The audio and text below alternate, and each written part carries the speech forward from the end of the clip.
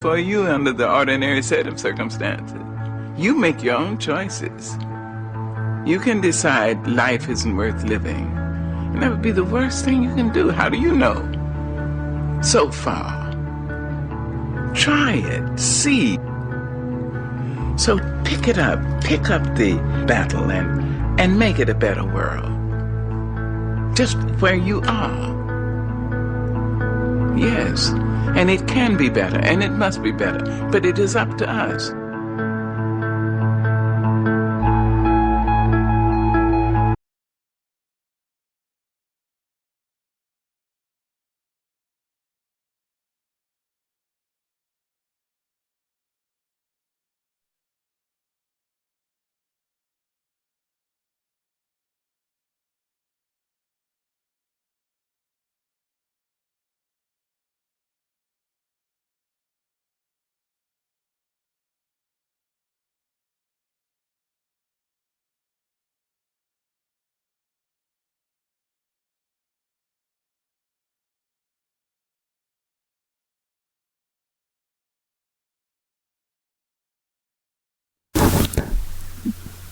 There you have it. That was Dr. Maya Angelou.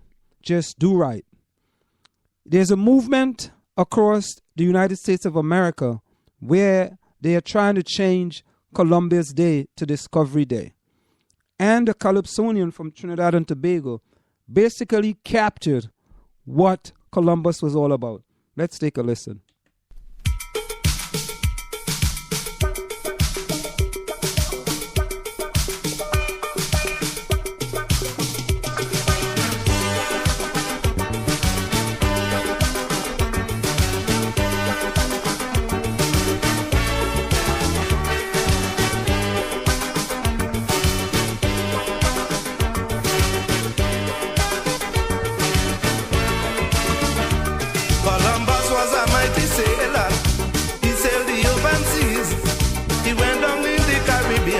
And he called it the West Indies. He said he found a new world, and he expect me to believe. But how could this world be new when it's much older than Adam and Eve?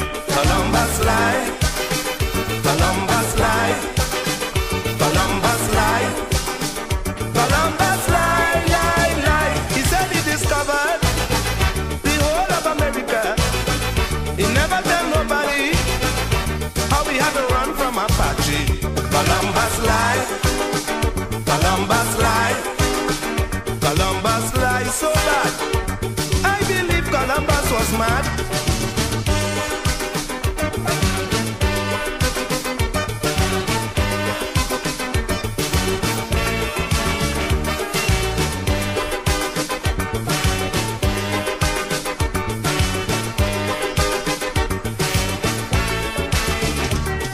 The man with the Santa Maria was as brave as a man can be. He sailed on to Venezuela for another discovery. He said he discovered new lands, and he thought that I wouldn't know. He discovered a lot of Indians who discovered the lands before. Columbus lied, Columbus lied, Columbus lied, Columbus lied, lied, lied. He took all the glory for many discovery. The truth of the story, those lands were discovered already. Columbus lied, Columbus lied. And if you concentrate, you will discover the man was late.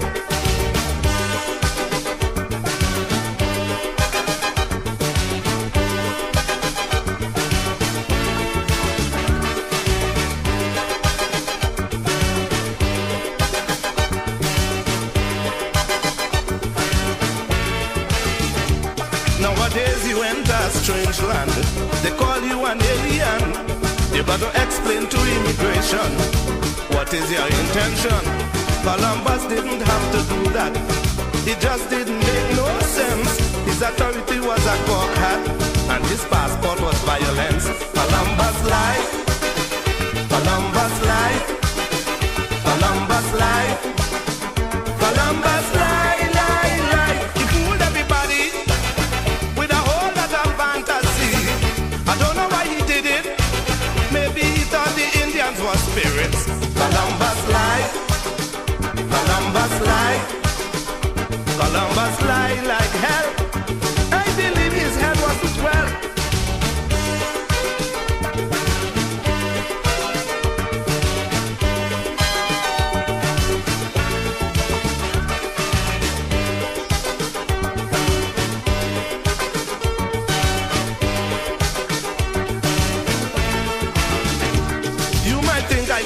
Columbus.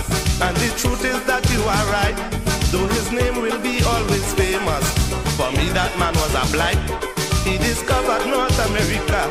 He discovered the West Indies. The same place they sent me for fathers and subject them to slavery. Columbus lied. Columbus lied. Columbus lied. Columbus lied, lied, lied. He said he discovered the whole of America. He never tell nobody how he had to run from Apache. Columbus lied. Columbus lied. Columbus lied so bad. I believe Columbus was mad.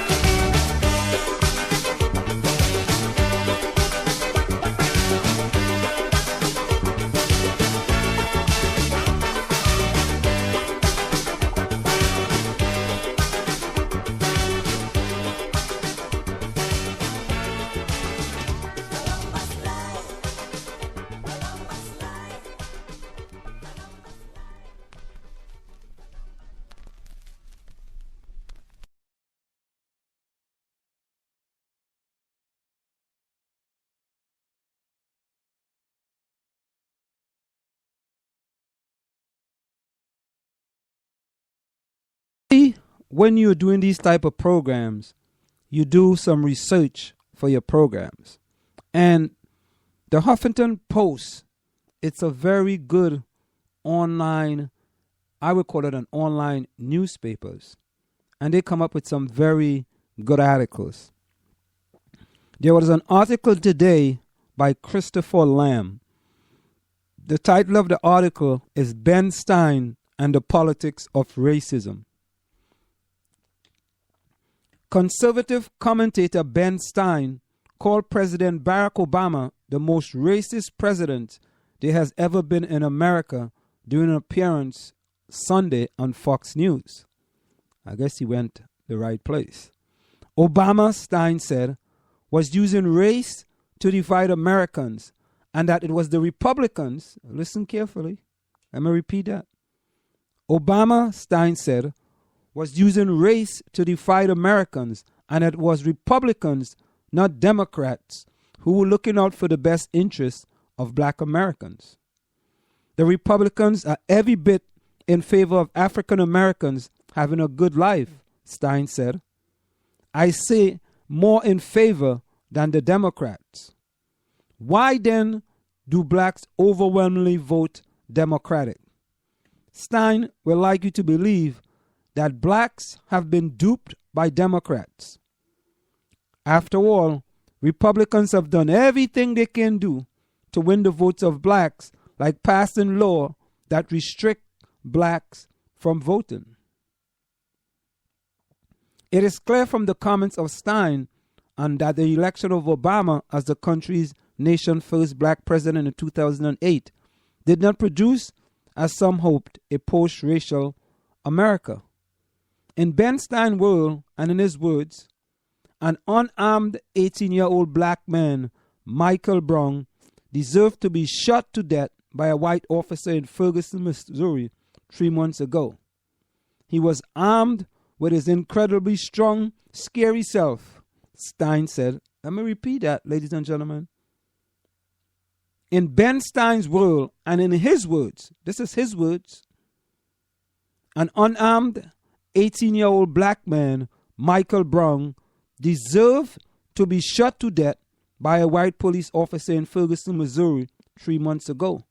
Quote, he was armed with his incredibly strong, scary self, Stein said. In Ben Stein's world, and in his words, an unarmed 17-year-old black man, Trayvon Martin, got what was coming to him when he was shot to death by George Zimmerman in Sanford, Florida in 2012. If Martin had not attacked the policeman, nobody would be dead, Stein said. But Zimmerman was not a police officer. He was a dangerous nuisance who had stalked Martin because the teenager was black. Zimmerman was in fact told by real police to leave Martin alone. In Ben Stein's world, white officers are perfectly justified to pull over blacks for doing nothing more than driving while black. In Stein's world, blacks are not jailed for crimes they do not commit, or given longer sentences than white who commit the same offenses, or put on death row, and perhaps even executed based on fraudulent evidence. Why? Because there is no evidence that the court system discriminated against blacks, Stein said.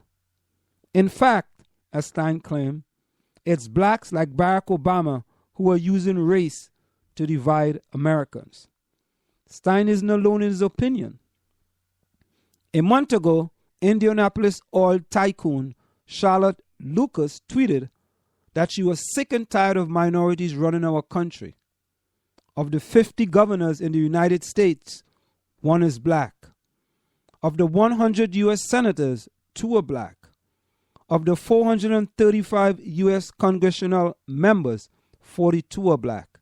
There has been 1 black president and 2 black U.S. Supreme Court justices in the history of the United States.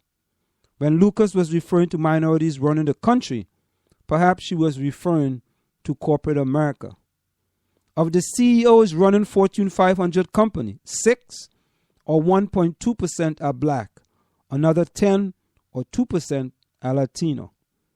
In Ben Stein's world, corporate towers and football stadiums are named for people like Charlotte Lucas. The Indianapolis Colts play their home games at Lucas Oil Stadium. On any given Sunday, you will find one of the most segregated sections of societies in the owners' boxes of NFL teams. White owners look down on the field and cheer for black football players and their incredibly strong, scary selves until the players' bodies are too broken to continue. Why is it that blacks continue to trail behind whites in politics, business, sports, and just about everything else in America? Could it have anything to do with racism? Stein says no. He says that there is no racism among white people. He says that racism is a black thing. If you don't succeed in America, he wrote in an essay earlier this year in a magazine, American Spectator, it's your own fault for being lazy or uneducated or hooked on drugs. You have no one to blame but yourself and Barack Obama. So there you have it. Conservative commentator Ben Stein on the politics of racism. What can you say, ladies and gentlemen? Time check. The time is approximately 8:28 p.m. That time check is brought to you by Nokia Home Improvements. For all your general constructions and remodeling job, Nokia Home Improvements. No job is too small. You can call them at 973-592-8493. That's 973-592-8493. We'll be right back after this short break. You're listening to the South Orange Maplewood Online Radio Experience. For more, go to SoMore.org to participate in the discussion. The Strollers present Bruce Norris's Pulitzer Prize-winning play, Clybourne Park, Fridays and Saturdays, November 7th, 8th, 14th, and 15th at 8 p.m., and Sunday, November 9th at 2 p.m. Sunday matinee will be sign language interpreted for the hearing impaired. All performances at the Bergdorf Center for the Performing Arts, 10 Durand Road, Maplewood.